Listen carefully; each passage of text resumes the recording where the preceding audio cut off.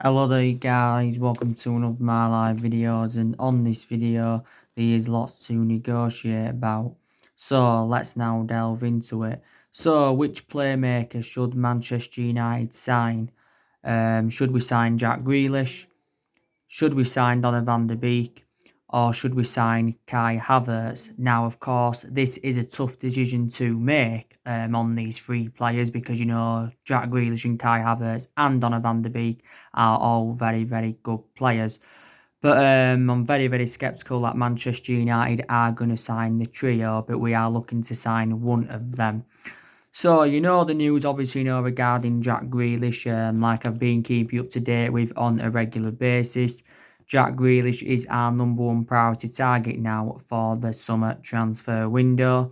There was stories stemming out from Sky Sports recently, and Sky Sports is a reliable source, and they did say Manchester United's interest in Jack Grealish depends on Aston Villa's survival. So if Aston Villa were to survive relegation, then I think they would be determined to offload Jack Grealish.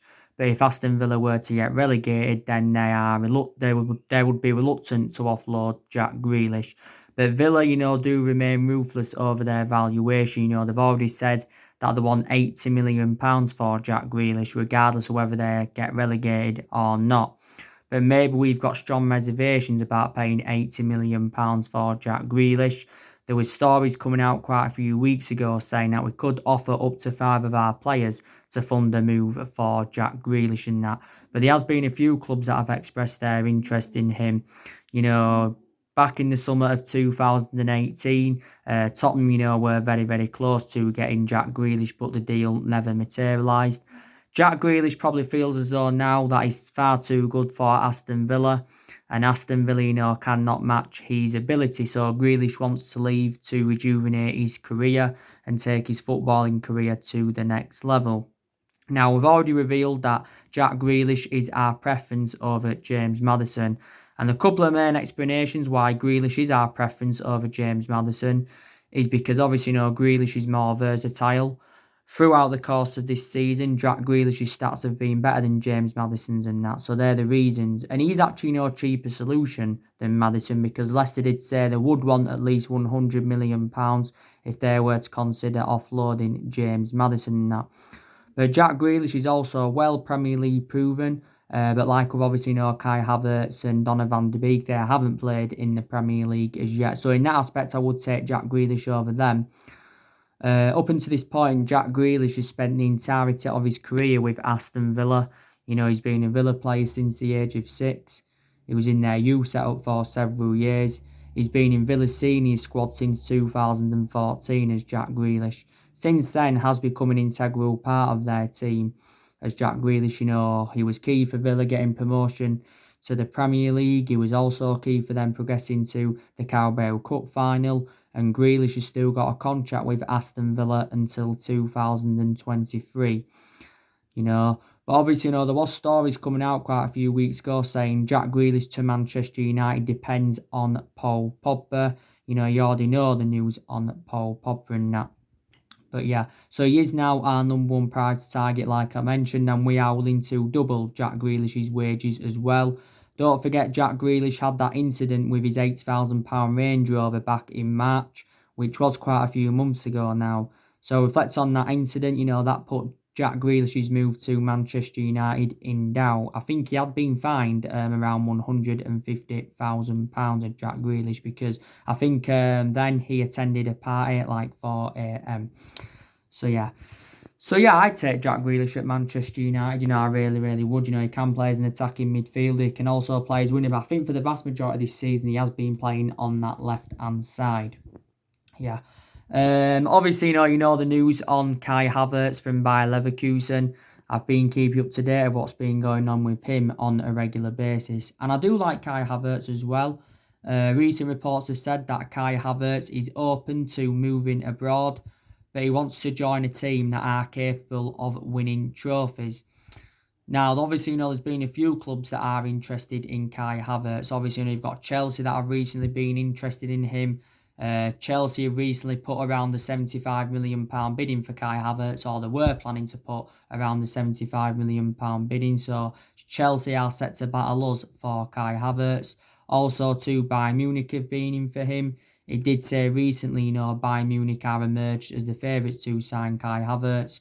If Kai Havertz was to go to Bayern Munich, that would mean he would remain in Germany. And also, too, it did say that Real Madrid had put around the £71 million bidding for him, but they will allow him to remain in Germany until next summer.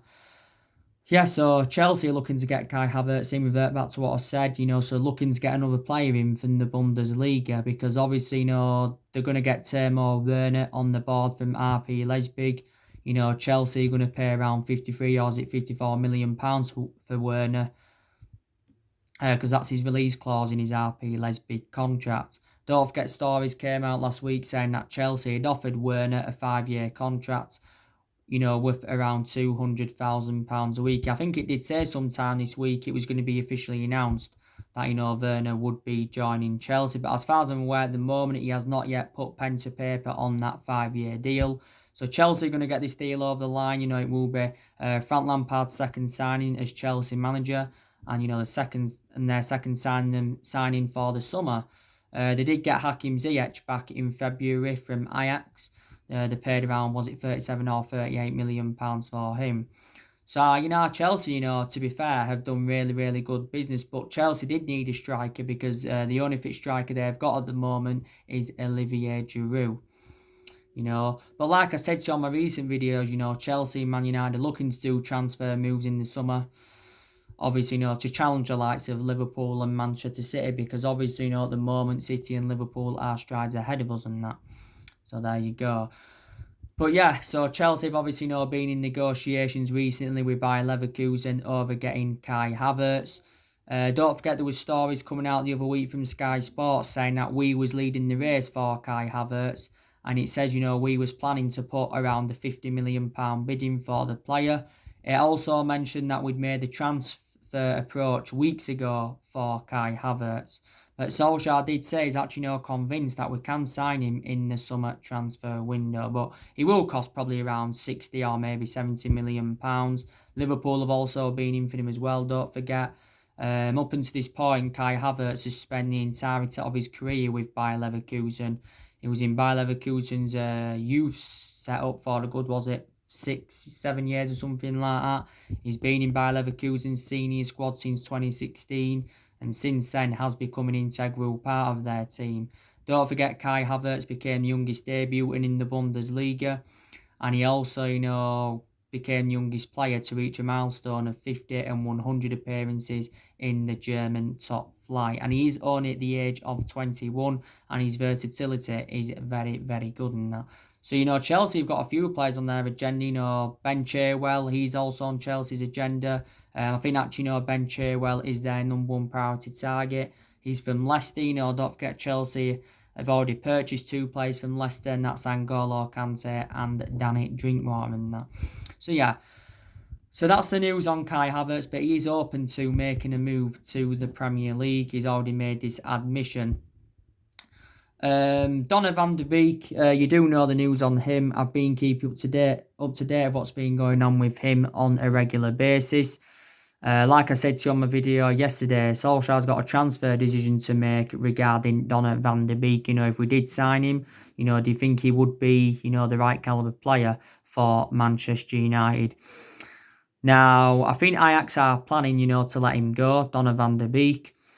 There's a great chance, we could actually sign him because of obviously, Real Madrid's finances. I think quite a lot of Real Madrid players have had to take pay cuts and that. Because there has been reports coming out of the mainstream media saying that Real Madrid have agreed a deal to get Donny van de Beek for around £49 million. Donny van de Beek's not only the player on Real Madrid's agenda, they've got a lot of players on their agenda of Real Madrid, and there's quite a few players they are planning to sign next summer. But I think there's a great chance we could sign Donny van de Beek. I really, really do. Edwin van der Sar, who's the CEO of Ajax, he recently confirmed our interest in Donny van de Beek. We have recently been in talks with Ajax over signing Donny van der Beek, and we are planning to hijack Real Madrid's pursuit of the player. We want to get Donny van der Beek for around £36 million, so want to get him in a cut price deal. Edwin van der Sar also did say, though, that players from Ajax will not go on the cheap. They won't go on the cheap. I think Donny van der Beek has got a contract with Ajax until 2022. Up until this point, he's spent the entirety of his career with Ajax. I think he's been at Ajax now for 12 years as Donny van der Beek. He was in their youth setup, of course, for around 7 years, from 2008 to 2015. Then broke into their senior squad. So this is like being his 5th season in the senior squad with Ajax. But since he broke into the senior squad, he hasn't done very, very well. And he is predominantly a box-to-box midfielder, is Donny van der Beek. And primarily, plays as a number 6. And Donny van der Beek was key for Ajax getting to the Champions League semi-finals last season. And he was also key for Ajax winning the Eredivisie title. And he is, in his early 20s. But yeah, to be fair though, Donny van der Beek would be a much cheaper solution than Kai Havertz. He'd obviously, be a cheaper solution than Jack Grealish and that. So which one of them, would you take at Manchester United? Do let me know in the comments below, who you would take and that. So there you go. Just want to, by the way, delve into some news on Jadon Sancho from Borussia Dortmund, because I have been keeping up to date of what's been going on with him on a regular basis. So, according to recent reports, Jadon Sancho wants out of Borussia Dortmund, so he does want to leave Borussia Dortmund. Chelsea now do believe that, Man United, will end up signing Jadon Sancho, so Chelsea have accepted this and they've given up. So now Chelsea are looking at alternatives for Jadon Sancho. So there's actually, a good chance, we could sign Jadon Sancho. Don't forget, Borussia Dortmund have remained ruthless over their valuation for so long because, Dortmund have said that they do want at least £100 million for Jadon Sancho. But we've said a lot of times, we are not willing to smash our transfer record for him. Now, Borussia Dortmund have been in the process, of trying to extend Jadon Sancho's contract, but he's got no intentions of extending his contract. Jadon Sancho's contract with Borussia Dortmund runs until 2022, so he has got a few years left on his contract. But I think Jadon Sancho's notified Borussia Dortmund quite a few times that he does want to leave, and that he's got, like I said, Jadon Sancho is a boyhood Chelsea fan, and he's got no intentions of, obviously, going to Chelsea. There's still stories coming out of the mainstream media saying that Liverpool are monitoring his situation, and reportedly, Jurgen Klopp has had talks and that with Jadon Sancho. And, Real Madrid have also been in for Jadon Sancho. Barcelona have been in for him before. So many clubs have attracted their interest. Don't forget, recently, it wasn't too long ago, Jadon Sancho got fined from the German Football League for that haircut picture. And obviously, Sancho gave his own verdict on this and said it was an absolute joke. And obviously, of course, Emre Can had told him to grow up and that. But, we've been, in for Jadon Sancho for so long. Of course, he's one of our priority targets. We first expressed our interest in Jadon Sancho in 2017. So we first expressed our interest in Sancho under the Jose Mourinho era. And since then, we have been tracking the player. Like I said, we have been working on his contract and we have been in negotiations with his agent for quite some time. We've already made a promise as well to Sancho if he signs for the football club in the summer transfer window. We've confirmed that we are willing to offer him the number 7 because we have got number 7 vacant at the moment. And, like I mentioned before, we've had a lot of good number 7s up and down the generations. We've had the likes of Ronaldo, best player we've had in the Premier League era. We had George Best in number 7 at one point, Eric Cantona, Beckham and all of that. So, yeah, we've had a lot of good number 7s. But there again, our recent number 7s haven't been so good because, Sanchez was obviously inconsistent. Memphis Depay was also very, very inconsistent in that. But yeah, we are leading the race with Sancho, but we've been emerged as the favourites to sign him for quite some time now. And, Borussia Dortmund are known as a selling football club, because they have let quite a few of their players go to the Premier League in recent years. Don't forget they let Pierre-Emerick Aubameyang go to Arsenal a couple of years ago. They let Pulisic go to Chelsea recently. They also let Ilkwan Gundogan go, Mkhitaryan and Shinji Kagawa at one point. There's players that they've also let go who didn't go to the Premier League as well. Don't forget they let Ousmane Dembele go, they let Matt Hummels go as well. So they have lost quite a few of their imperative players, and they did generate a lot of money for their departures. Dortmund have recruited a few players in recent years. They got Thorgan Hazard, Julian Braun, Emre Can. Erling Haaland, they got Erling Haaland in January for around £17 million and that. But Dortmund are looking at quite a few targets, who could replace Jadon Sancho.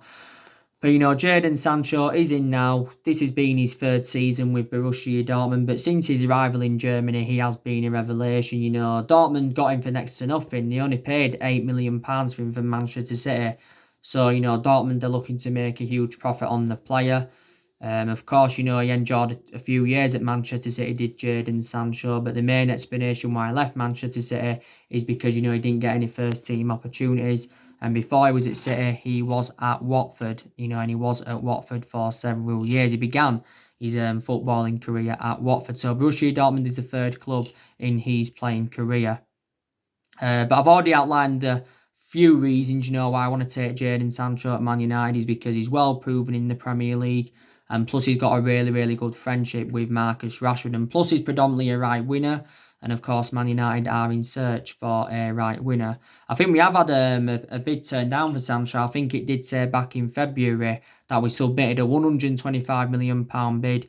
But this had obviously not been turned down. Don't forget, was it a good 3 weeks ago now at least, David Einstein, who's a very credible journalist, he's from The Athletic, and he was talking about Sancho and that, and he did say, there's a very high chance that Sancho will come to Man United in the summer transfer window and that. But I still think he's revealed anyway his preferred option is a move to Manchester United. Maybe there's still a slight chance, Sancho could remain at Dortmund for next season and then leave next summer instead of this summer. Could be available for cheaper, next summer, could Sancho and that. So, that is the breaking news on him. And don't forget the other week there were stories coming out from Mundo Deportivo saying that, we'd offered Alexis Sanchez to Borussia Dortmund in a swap deal for Jadon Sancho. But I did say, didn't I, that swap deal was obviously, never going to materialise and that. So, yeah, so that is the latest news on all of that. You already know the news on Jude Bellingham. I give you the news on Jude Bellingham, yesterday and that. We are also leading the race for Bellingham as well as Jadon Sancho. So that's also very, very good news. Don't forget, you've had Jude Bellingham's father recently coming out urging his son to go to Dortmund instead of Manchester United. Pep Cloytek, the Birmingham manager, on Monday announced that he will be leaving Birmingham at the end of the season, and reflecting on that now, we're actually confident we can get Jude Bellingham. But obviously, there were stories from the German press recently saying that Bellingham's agreed to go to Dortmund and he would reject to move to Manchester United. And it did say as well back in March, that Dortmund were leading the race for the player. But, we've already made a promise to Jude Bellingham, that if he comes to Manchester United in the summer transfer window, he will be offered a senior role by the football club. But Pep Cloytek did warn us that, more clubs will attract their interest in the player. Bellingham's going to probably cost us in the £30-odd million range. Maybe add-ons are going to be included as well. That could rise it up to like 50 million.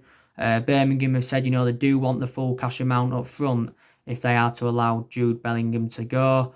Don't forget there was reports coming out a few weeks ago saying that we wanted to get Jude Bellingham's brother as part of the deal. His brother is Joe Bellingham, who is only at the age of 15 and that. But I think he's done very, very well in the Championship as Bellingham. It's been his first season in the senior squad. Became the youngest player to represent Birmingham. Made his senior debut at the age of 16 years and 38 days. Back in March, visited our Carrington training ground. And he's not 17 yet, but he's nearly 17. And I think when he turns 17, he's expected to sign his professional contract, because at the moment, Bellingham is on around £145 a week. So you know the news on him anyway. And that.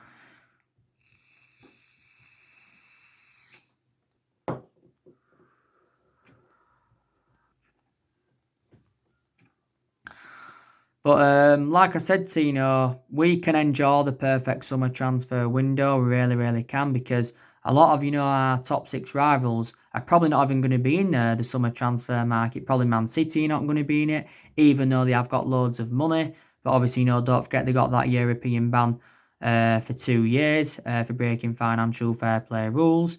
Tottenham, Daniel Levy doesn't like to spend, loads of money. Arsenal, their players have been taking pay cuts. Liverpool probably, won't make any signings in the summer transfer window. Well, they won't make any big signings in the summer transfer window. So reflect on this, Man United and that, can definitely benefit from it. I think the players we're looking to mainly get, though, is Sancho and Bellingham.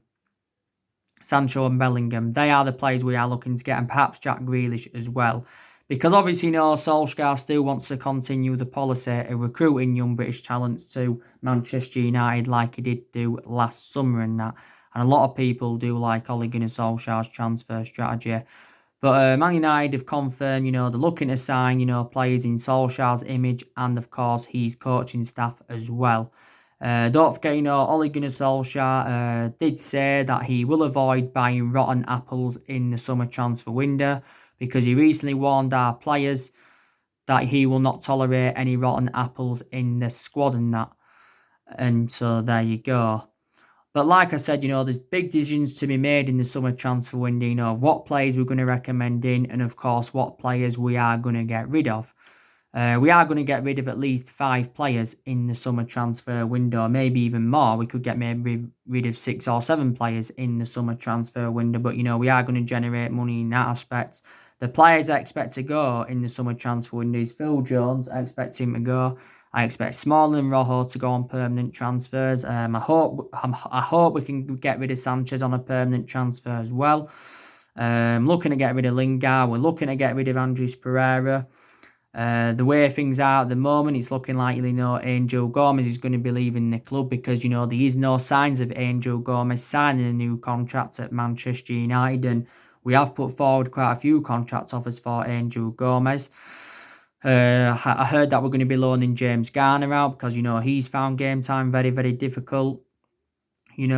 So definitely players are going to leave Manchester United in the summer transfer window. But Solskjaer's already revealed his plans for the summer transfer window. He wants to make around 3 or 4 signings, because he believes we need around 3 or 4 signings to become title contenders next season.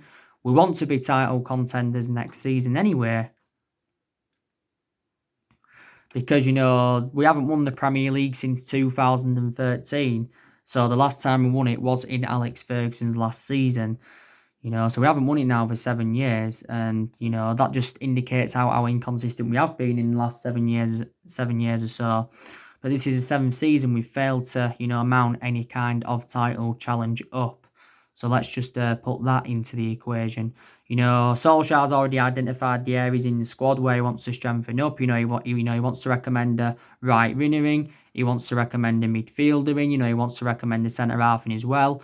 I don't think we're interested in recommending a striker in now.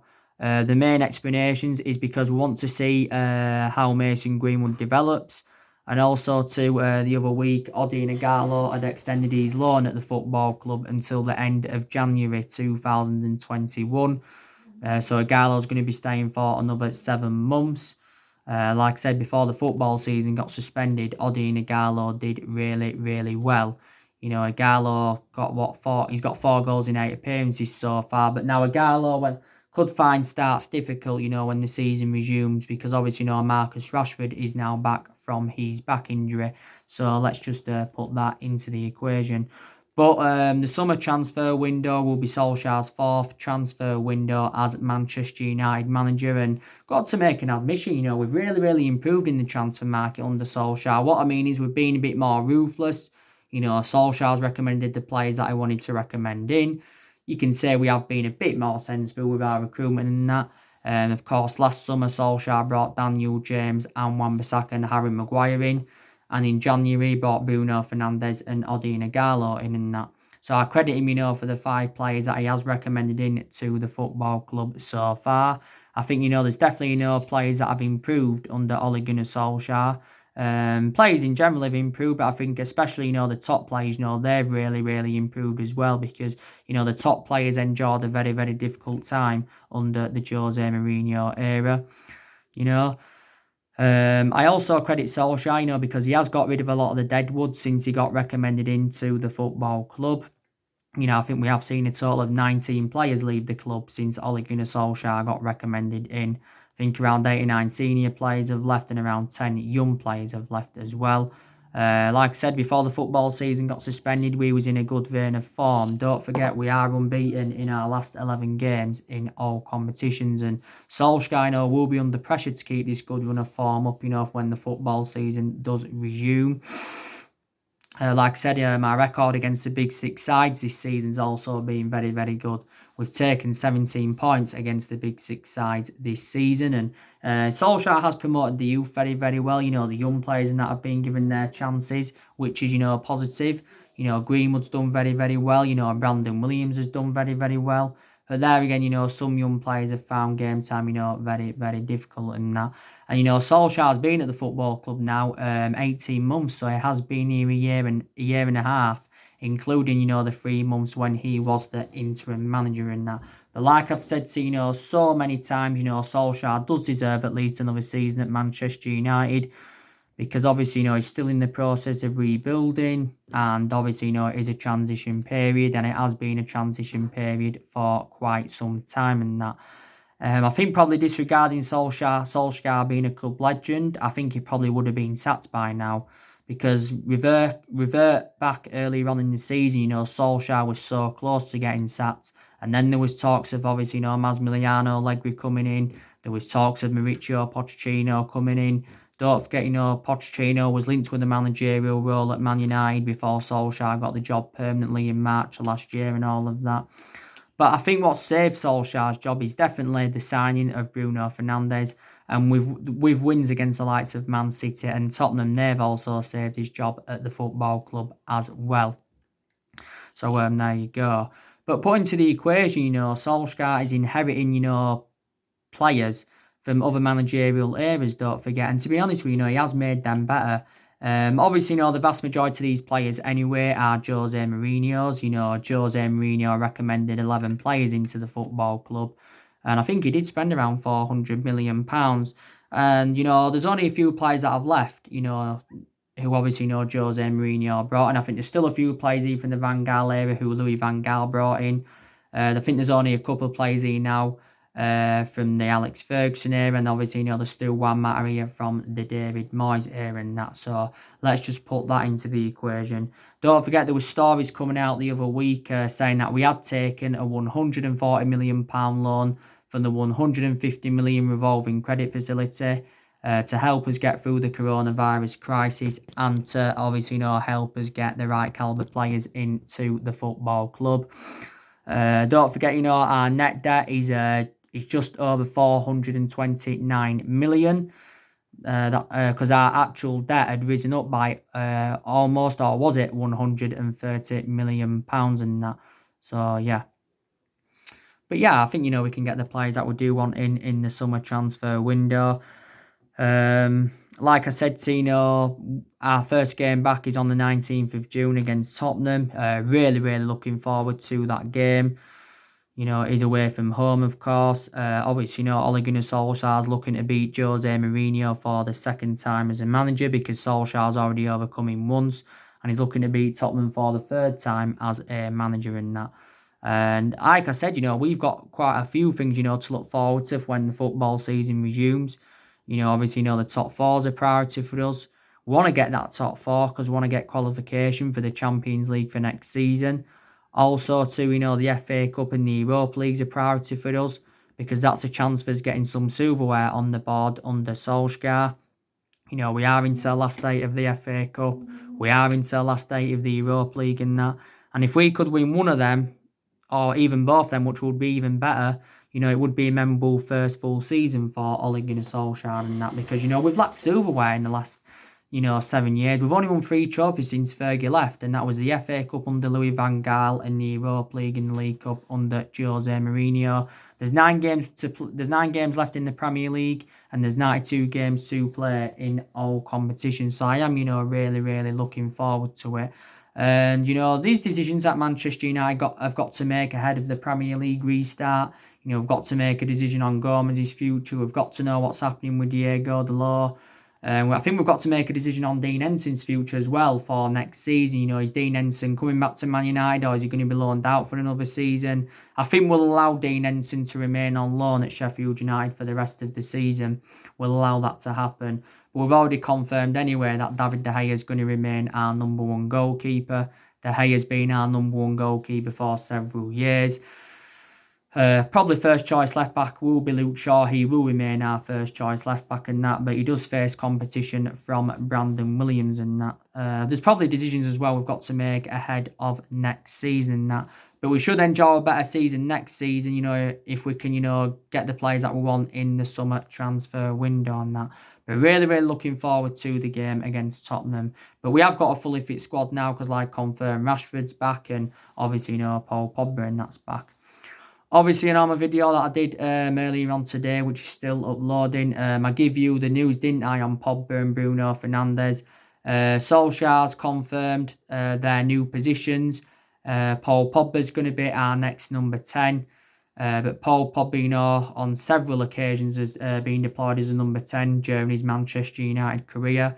So Paul Pogba will be playing just behind the central striker and, of course, in front of Bruno Fernandes. And it's been confirmed that Bruno Fernandes will operate in the number 8.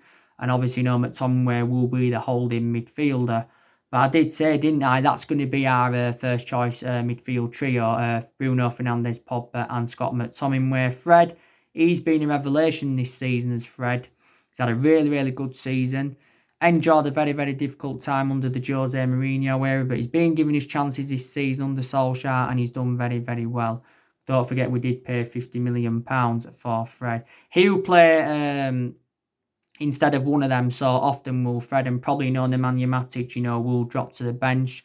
Maybe, won't get as many chances, will Nemanja Matic and that. So, the news on that. But more or less, Paul Pogba's future's been resolved. He's going to be staying at the football club. I think Solskjaer's got an idea as well of what his best 11 is. He's got an idea of what formation he's going to go with because he has been changing formation persistently this season and that. But yeah, I'm backing Solskjaer. I think, he can get us, the players that we want in the summer transfer window. Like I said, there's players up and down the generations who we should have signed and we didn't, like I mentioned yesterday. But there you go. So anyway, guys, that's everything to update today. Drop your comments, like, explore on the channel. If you do, consider subscribe as always and take care. God bless, and I'll see you all again very, very soon.